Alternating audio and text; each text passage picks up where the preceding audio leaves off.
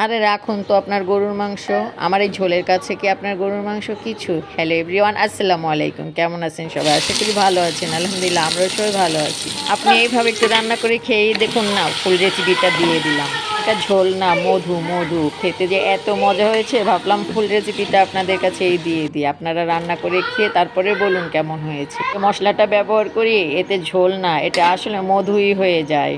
সব সবজি দিলাম না, আজ শুধু আলু বরবটি দিয়ে চিংড়ি মাছটা রান্না করলাম। একটু খেয়ে দেখবেন।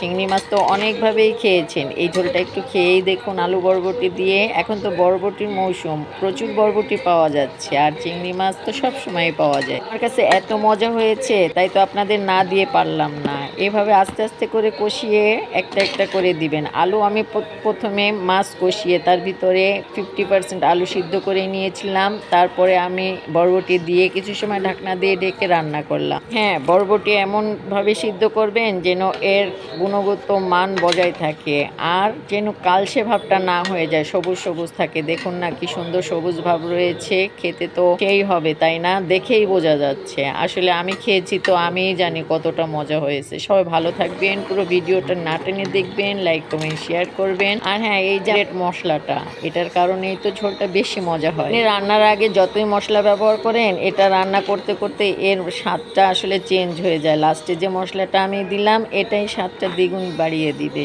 আর হ্যাঁ, তেল মশলা বেশি দিলেই ঝোল ভালো হয় না, এর একটা পরিমাণ আছে।